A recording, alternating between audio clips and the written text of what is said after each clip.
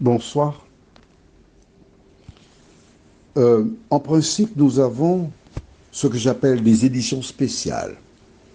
Les éditions spéciales, c'est à partir de petites vidéos, des questions que des gens me posent et je réponds par la Bible.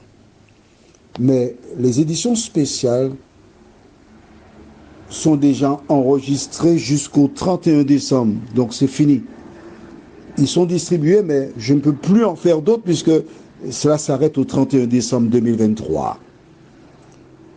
Et quand certaines personnes ont des vidéos ou des informations, elles me posent la question. Et c'est pourquoi que cet audio de ce soir, il est question du baptême des transsexuels. Alors, la personne pose une question toute simple. Oui, est-ce qu'on a raison de baptiser les transsexuels? Et elle attend la réponse. Alors, assieds-toi tranquillement, au risque de me répéter. S'il le faut, prends un petit verre d'eau de carme, la bessouille ou pour ton cœur. Écoute bien ce que j'ai dit. Jean-Claude ne tire sur aucune communauté religieuse. Il ne fait pas ça. Parce que dans chaque communauté religieuse se trouvent des femmes et des hommes sincères qui ont la conviction d'être dans la vérité. D'accord? Et Jésus déclare, si l'un de vous scandalise l'un de ses plus petits, il vaut mieux qu'on mette une meule à son cou et qu'il même se jette dans la mer, c'est-à-dire qu'il se suicide. D'accord? Alors, voilà, je vais te donner la réponse de la Bible. Juste avant, prions. Seigneur, certaines personnes ont l'impression qu'elles se trouvent dans un avion qui n'a plus de commandant. Mais je voudrais dire à tous que le commandant de la terre, c'est l'Éternel désormais. Alors que nous ouvrirons la parole, Seigneur, que le Saint-Esprit nous accompagne et que chacun, guidé par l'Esprit, fasse ce que l'Esprit lui dit au nom de Jésus. Amen. Est-ce qu'une église a le droit de baptiser des transsexuels? Oui. Mais bien sûr que oui. Qu'est-ce qui te choque? Tu ne t'attendais pas à cette réponse-là. Allons dans le livre de Deutéronome, chapitre 30, au verset 15. Que dit Dieu, le Créateur? Vois, je mets aujourd'hui devant toi la vie et le bien, la mort et le mal. Aussi simple que ça. Dieu a donné à chaque individu, il a donné à chaque église la liberté de faire ce que il, l'individu, ou elle, l'église, veut faire. Mais tu es libre. Tu es libre. Maintenant, un jour, tu devras rendre des comptes à Dieu. En attendant, qu'est-ce que le baptême? On parle du baptême biblique, d'accord? Le baptême biblique. On va dans le livre de Matthieu, chapitre 3, et nous lisons les versets 1 à 8. En ce temps-là, parut Jean-Baptiste, prêchant dans le désert de Judée. Il disait, repentez-vous, car le royaume des cieux est proche. Jean est celui qui avait été annoncé par Ésaïe, le prophète, lorsqu'il dit, c'est ici la voix de celui qui crie dans le désert. Préparez le chemin du Seigneur, aplanissez ses sentiers. Jean avait un vêtement de poil de chameau et une ceinture de cuir autour des reins. Il se nourrissait de sauterelles et de miel sauvage. Les habitants de Jérusalem, de toute la Judée et de tout le pays des environs du Jourdain se rendaient auprès de lui et, confessant leurs péchés, ils se faisaient baptiser par lui dans le fleuve du Jourdain. Mais voyant venir à son baptême beaucoup de pharisiens et de sadducéens, il leur dit, race de vipères, qui vous a appris à fuir la colère à venir? Produisez donc du fruit digne de la repentance. Qu'est-ce que cela veut dire?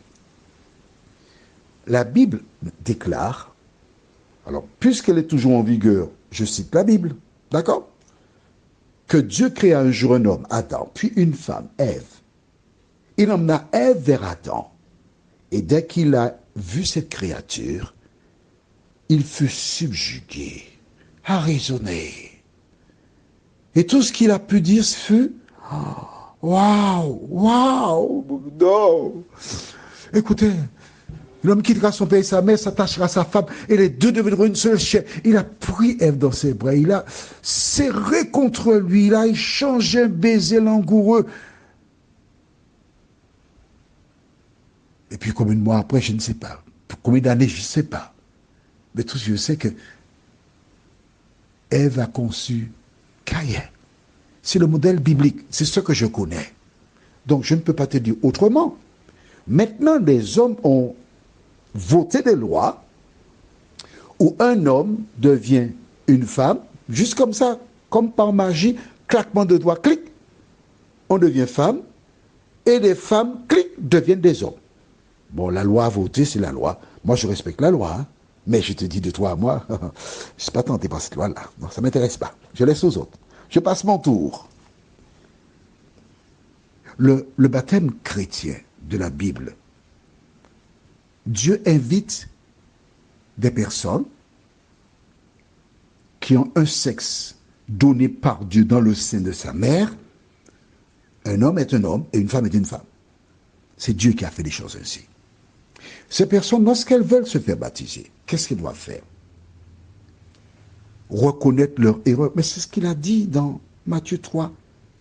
Tu n'as pas vu ça? Mais si. Allons relire encore. Pourquoi tu n'oublies pas ça?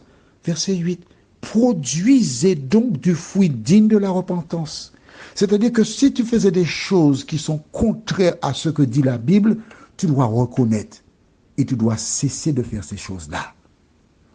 Du reste, allons dans Proverbe 28. Merci, c'est pas loin. Proverbe 28. Nous lisons verset 13. Celui qui cache ses transgressions ne prospère point, mais celui qui les avoue et les délaisse obtient miséricorde. Donc, dans l'hypothèse, je dis bien dans l'hypothèse où... Non, écoute, je dis quelque chose là, mais écoute bien ce que je dis. Si tu dormais, réveille-toi. Hein? Je n'ai pas dit que je suis un. Je n'ai pas dit non plus que je suis tenté d'essayer de. D'accord? C'est juste une explication, une métaphore. Selon la Bible, si je suis un homme qui aime les hommes, si, et je comprends qu'il est important pour moi, pour mon salut, de me donner à Jésus, que dois-je faire? Je dois cesser d'aimer les hommes, demander pardon à Dieu, et il me pardonnera, je suis sincère, et après, je me fais baptiser. Donc, c'est ce qu'enseigne l'Église. Maintenant, qu'une autre Église propose autre chose, c'est bien, c'est très bien, puisque Dieu a créé les hommes libres. En revanche, si tu veux continuer comme il est nouvellement proposé, c'est ton choix. Je ne vais pas te dire pas le faire. Par contre, lisons dans Actes chapitre 17, versets 30 et 31. Dieu, sans tenir compte des temps d'ignorance, annonce maintenant à tous les hommes, en tout lieu, qu'ils aient à se repentir, parce qu'il a fixé un jour où il jugera le monde selon la justice par l'homme qu'il a désigné, ce dont il a donné à tous une preuve certaine en le ressuscitant des morts. L'homme, c'est qui? Jésus. Comment est-on jugé? C'est simple. Non, on va le lire. Écrit dans le cahier de 300 pages. Jean 3. Allons, écris cela. Jean. Jean, c'est pas G-E-N, G-E-N, non, c'est J-E-A-N. Jean chapitre 3. Et nous lisons à partir du verset, porte attention, 16.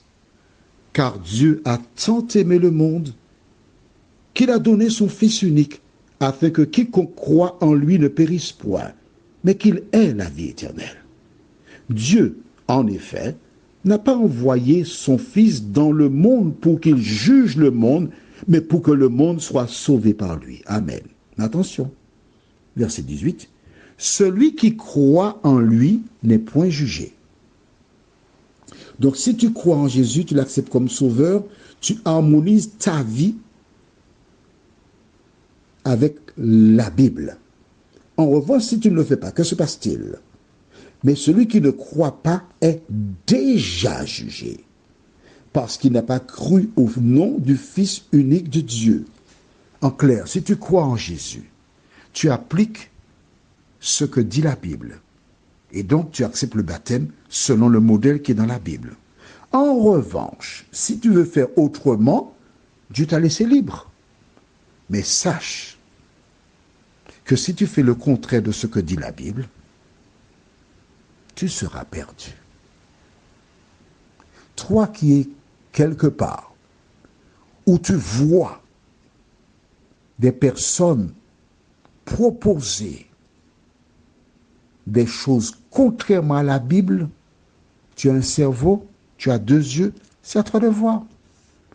Si tu restes ou si tu pars, Dieu a donné la liberté aux hommes. Prions. Notre Seigneur, notre Dieu. Le diable te déclara la guerre dans le ciel et tu l'as chassé.